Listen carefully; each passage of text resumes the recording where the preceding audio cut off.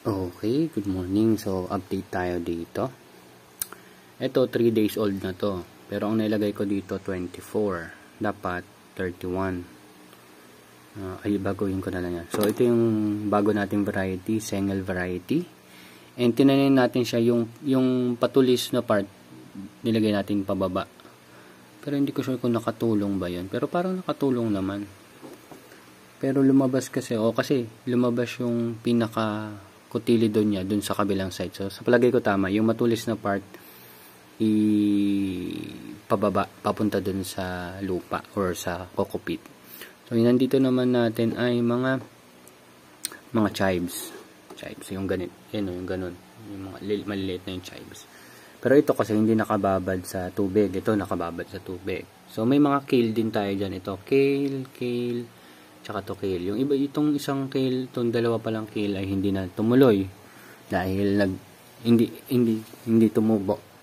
Tapos ito naman, for transfer na siya today. Pero balak kong baguhin yung planting schedule ko.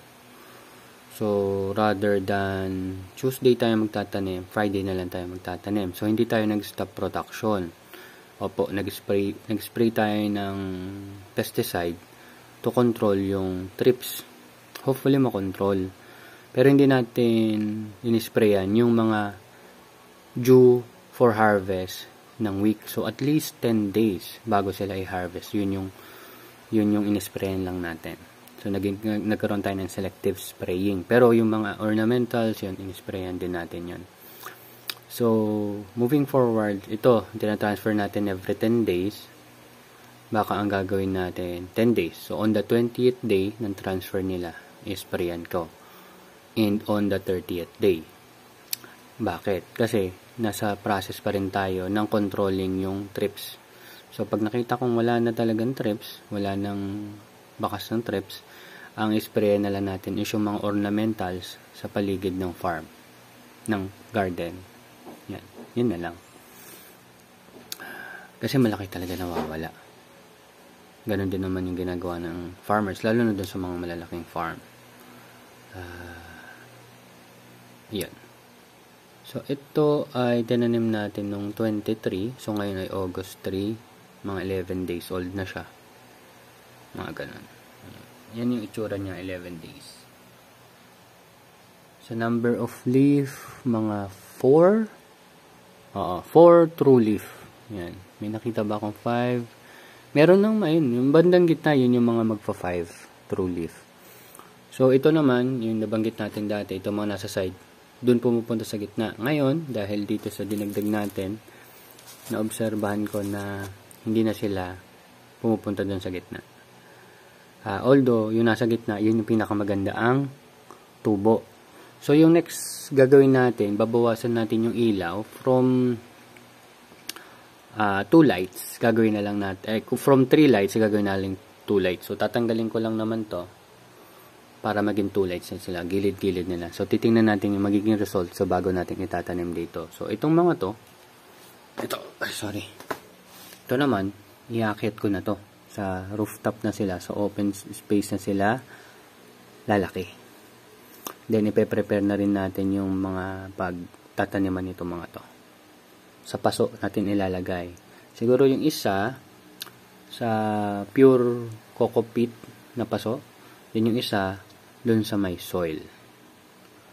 Itong mga ganyan, kung tumubo man, chives, kung tumubo man, sa soil na lang din sila. Ngayon, tas ang pandidilig natin sa kanila yung mga excess natin from lettuce.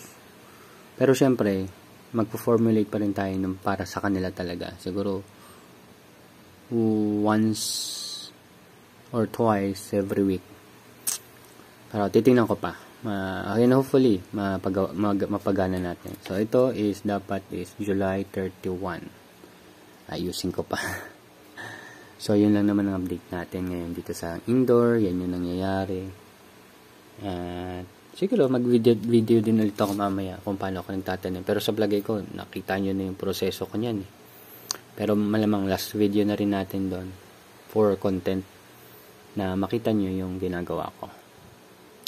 Parang last part na yon. Focus na rin din tayo kung paano natin ma-improve yung product and makapag-share tayo ng growing details. And ma-level up natin tong setup natin. So ngayon, hindi ko binitawan ng indoor growing kasi nga nagkaroon tayo ng problema in terms of insect. Dito kasi wala akong problema sa insect. So sigurado ako na pag nilagay ko yan doon, fresh yan na walang problema sa insect, malinis.